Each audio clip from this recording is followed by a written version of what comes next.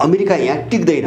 लाखौं हजारौं चाहिँ तपाईको यहाँ ठुल्ठुला विद्वानलाई बोल्न लगाए पनि अब एमसीसी को प्रभाव नेपालमा पर्दैन, किन त्यो धेरै एक्सपोज भइसकेको छ। त्यसका सम्झौतामा भएका बेहोराहरू मात्रै होइन कि यो त यति आपराधिक मानसिकताले आएको छ कि त्यो मूल सम्झौतापछि यिनका भएका पत्राचार र पूरक सम्झौताहरू पनि अहिलेसम्म सार्वजनिक गरिँदैन।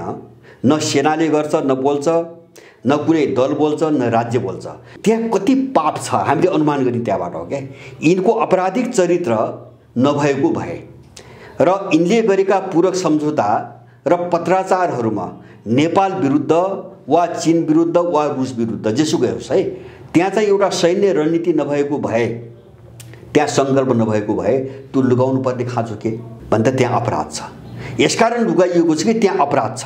किन भन्छ भने एमसीसी को मूल सम्झौतामा जुन शब्दहरू, जुन वाक्यहरू, जुन प्रसङ्गहरू अनि अमूर्त छन्, अपुरा छन्, त्यो सबैलाई मूर्त गर्ने काम त्यहाँ भएको छ।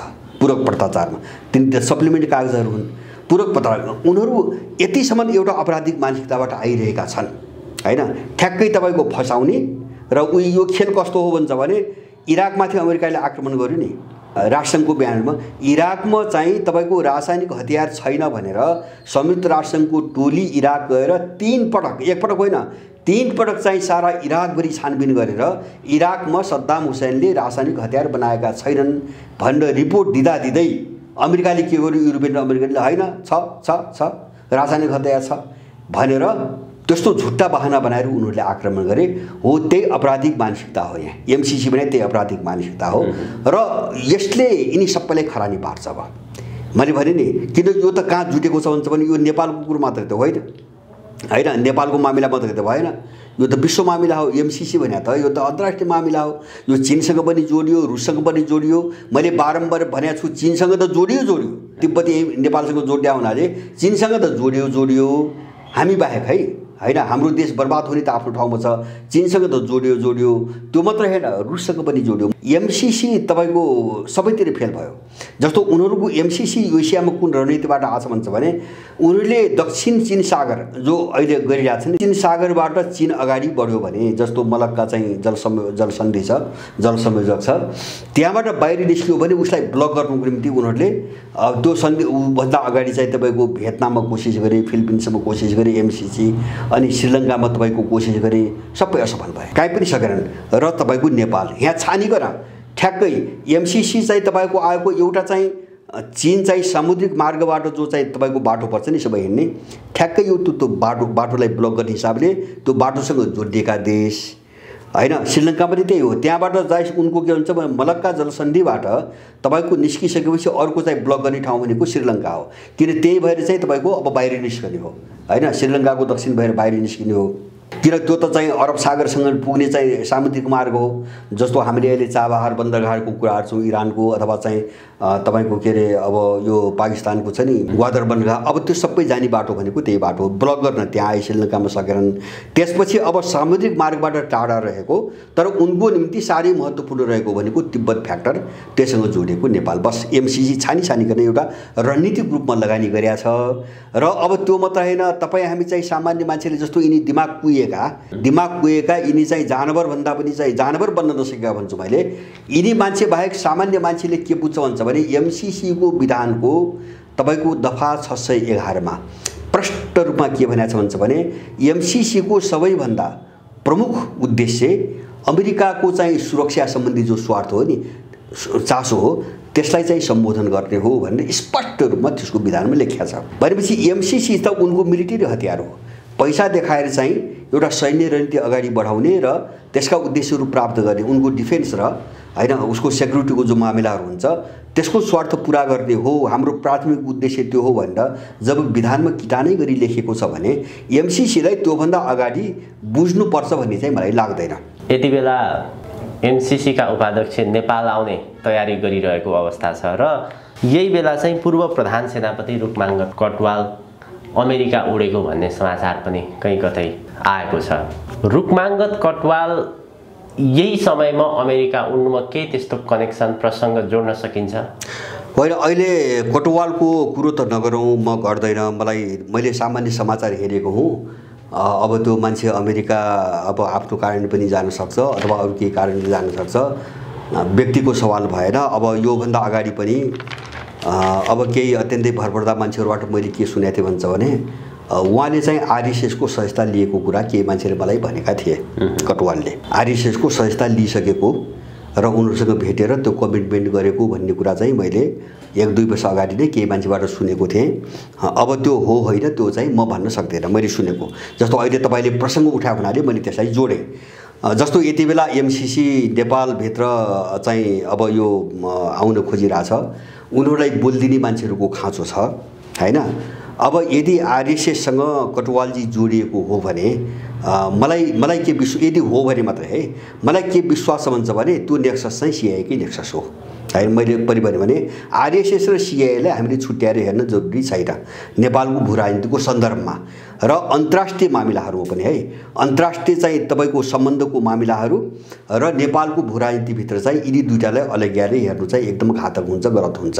उनका आफ्ना केही अन्तरहरू छन् आफ्नो इन्ट्रेस्टमा मात्रै। जस्तो इन्डियालाई हेर्ने कुरामा फरकपन होला होइन, जस्तो अथवा चाहिँ काश्मीरलाई हेर्ने कुरामा फरकपन होला, तर चाहिँ उनका चाहिँ मूलभूत रूपमा चाहिँ मुद्दाहरू एउटै हुन्।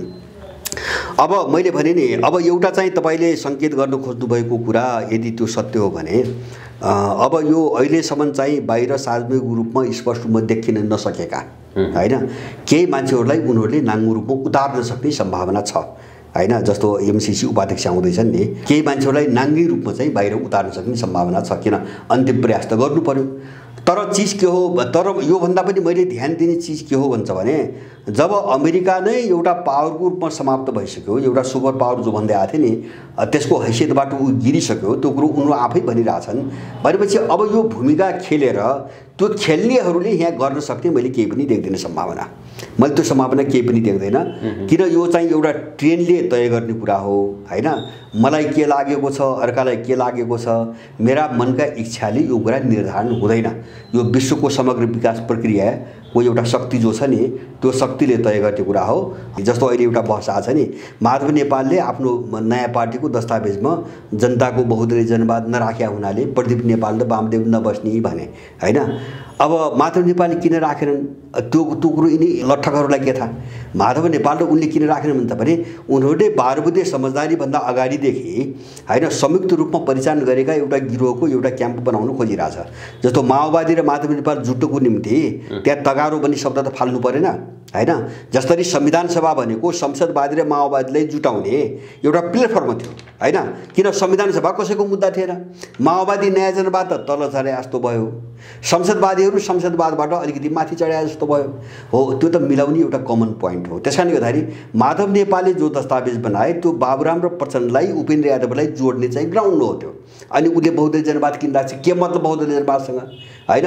न त्यो राजनीति उनी गरेका, न सिद्धान्त बोकेका, न त्यसमा प्रतिबद्ध मान्छेहरू।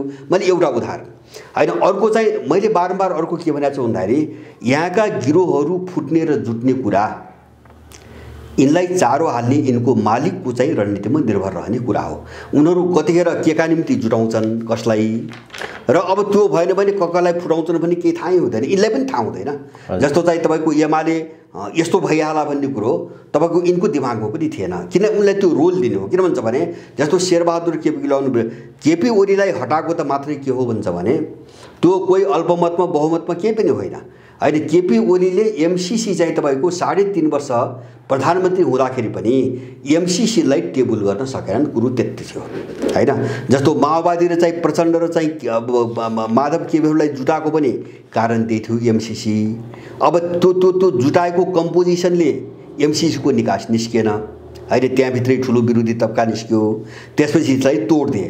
अब त्यो कामै गर्न सक्दैन भने किन राखिराख्ने, त्यसलाई तोडिदिए। उनले त ल्याबमा त परीक्षण गरिराख्छन् नि, तपाईँको यो रसायन हाल्दा निस्किन्छ कि चाहिँ ऊ रसायन हाल्दा निस्किन्छ कि एउटा रसायनले हुँदैन अर्को रसायन हाल्नुपर्छ, जे निकाल्न खोजेका छन् त्यो त निस्किनु त पर्यो होइन। जब जुटाउने रसायनले तपाईँको भएन उनीहरूले अलग्याइदिए होइन, प्रचण्ड एमाले अलग्याइदिए। अब एमाले भित्रको रसायनले पनि काम गरेन, माधव नेपाल र ओली छुट्याइदिए। अब ओलीले चाहिँ तपाईँको टेबल गर्न सकेनन्, उनको सरकार गिराइदिए, शेरबहादुरलाई लगे। किन शेरबहादुर त के हो, शेरबहादुर त बुबुरो हो होइन। अब शेरबहादुरको चाहिँ राजनीति भने आरजु राणा चाहिँ तपाईँको के अरे चाहिँ तपाईँको सिआइएको चाहिँ कर्मचारी होइन, एकदम तलबी कर्मचारी। अनि के भयो त भन्छ भने अब शेरबहादुरबाट अन्तिम त्यो जस्तो एमसीसीको प्रयास अन्तिम भने नि अब यो शेरबहादुरलाई प्रधानमन्त्री बनाउने उनको जो खेल लाग्यो नि यो पनि अन्तिम प्रयास हो। किन भन्छ भने अब यो भन्दा भरपर्दो मान्छे उनीहरूसँग छैन। जस्तो आरजु देउबा भन्दा भरपर्दो मान्छे नेपालको दलभित्र सिआइएको निम्ति अब छैन। यो उसको अन्तिम प्रयास हो। अब त्यसकारणले गर्दाखेरि अब जति शेरबहादुर र केपी किन नजिक भयो त भन्छ भने अब जुन शेरबहादुरलाई माधव नेपाल प्रचण्ड र चाहिँ अब सबैलाई चाहिँ खेरखार पारेर बाबुरामहरू खेरखार पारेर सरकार बनाउन लगायो उनीहरूले। अब त्यसले पनि एमसीसीको निकास दिने स्थिति रहेन, नीति तथा कार्यक्रमै लेख्न सकेन हैन। अनि चाहिँ अहिले के छ भन्छ भने माधव नेपाल प्रचण्ड छन् भित्र, बाबुराम सबै पारित गर्नु पक्षमा छन् तर भन्न सक्दैनन्। उनको पंक्ति विरोधी छ, ठुलो पंक्ति विरोधी छ हैन। भोलि अब त्यही विद्रोह हुनसक्छ, उनको पार्टी नै रहन्न समस्या। जस्तो माधव नेपालबाट भट्किने मान्छेहरू ओलीतिर आइदिन सक्छन्। यो चुनौती एउटा एकातिरभित्र चुनौती छ उनीहरूलाई। दोस्रो चाहिँ यो पारित गरेर जस्तो घानीको त इतिहास हेरेर नि त यो जोखिम कति मोल्ने भन्ने एउटा समस्या उनको अगाडि छ हैन। यसको नतिजा त केही त निस्कन्छ। अब यो पारित गरेपछि त्यो नतिजा जो निस्कन्छ नि त्यो जोखिम मोल्ने कि नमोल्ने भन्ने दोस्रो समस्या छ। त्यसकारणले उनीहरू चाहिँ आलटाल गरे, है। आलटाल गरिसकेपछि अब देउबाको त संसदमा बहुमत त हुँदैन। त्यसपछि अब सिआइएले फेरि ओलीलाई फकाउनु पठायो। जस्तो अस्ति विशेष दूत गए नि हैन, हामी मिलौँ यिनलाई हटाएर हामी सरकार बनाऊ भन्ने। अनि जस्तो केपी ओली र चाहिँ शेरबहादुर देउपा अनि चाहिँ तपाईँको बाबुराम साबुरामको मिलायो आयो भने मोटामोटी बहुमत पुग्ने सम्भावना हुन्छ हैन, बहुमत पुग्ने सम्भावना हुन्छ। मलाई लाग्छ कांग्रेस र त्यो ओलीकै उसबाट पनि झनै बहुमत पुग्ला। अब त्यो बहुमत पुर्याउनुको निम्ति सिआइएले फेरि अर्को चाल चल्यो, केपीलाई फकाऊ। अस्ति भर्खर फालेको थियो उसले, केपीलाई फकाऊ हैन, फकाऊ सरकार मिलाऊ। अब यिनीबाट काम नहुने भयो हैन। जस्तो बाबुराम प्रचण्ड माधव नेपालले नसक्ने भए अब त्यो समीकरणको उसले नजिक लग्न खोजिरहेको छ। त्यो पनि यस्तो पात्रलाई विशेष दूत बनाएर पठाए जसले एमसीसीमा हस्ताक्षर गर्यो, समझदारी गर्यो हैन। त्यो सिम्बोलिक रूपमा सांकेतिक रूपमा पनि त्यसको महत्त्व देखिन्छ नि। तर मलाई के छ भन्छ भने अब केपी ओलीले यो जोखिम बोल्दैनन्। मलाई त्यो चाहिँ विश्वास कम छ हैन। मान्छे उनकै भए पनि यो किन बोल्दैनन् त भन्छ भने अब सबै सकिसक्यो हैन। हिजोको स्थिति होइन, यो अफगानिस्तानको घटना बाहिर आइसक्यो, घानीको चाहिँ तपाईँको नीति सारा बाहिर आइसक्यो हैन। अब ठाउँ ठाउँमा त्यस्तै भइरहेछ। अब जस्तो अमेरिकाबाट चाहिँ के अरे इराकबाट अमेरिका भाग्दैछ, हस्ताक्षर गरिरहेछ कति। अब त 3-4 महिनाको कुरो 3 महिनाको कुरो छ अब त। त्यसकारणले गर्दाखेरि त्यसमा पनि अस्ति भर्खरै सत्ताबाट फालिदिएको रिस पनि केपीको छ। र उनी के भन्छन् भन्छ भने गरी हेर न त भन्ने भन्छन्। किन उनका नजिक रहेका केही सांसद र पार्टीका केही लिडरहरू नेताहरू जो एमसीसीको विरुद्धमा टोन बाहिर ल्याइरहेछन् नि त्यसले एउटा सङ्केत दिन्छ कि एमसीसीलाई पारित गरेर सक्रिय भूमिका खेल्ने मुडमा केपी ओली पक्ष छैन। उनी चाहिँ मैले देख्दिनँ हैन।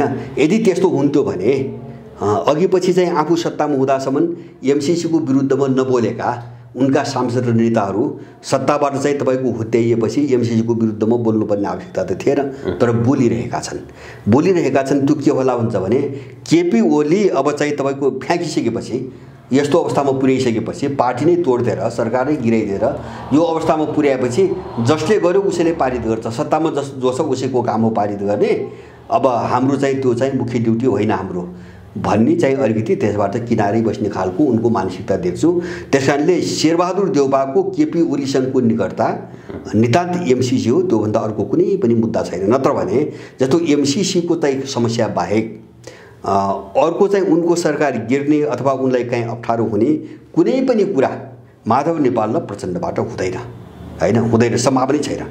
त्यसकारणले अब जब अरू चाहिँ उनको कुर्सी अथवा चाहिँ उनले गराउने चुनाव जे होला हैन, त्यो कतैतिरबाट पनि चाहिँ त्यो गठबन्धनभित्र चुनौती नहुँदै कतैबाट चाहिँ खतरा नहुँदै शेरबहादुरले ओलीसँग विशेष दूत पठाउनुका पछाडिको अर्को कारण के भने कारण केही पनि छैन, कारण एमसीसी हो।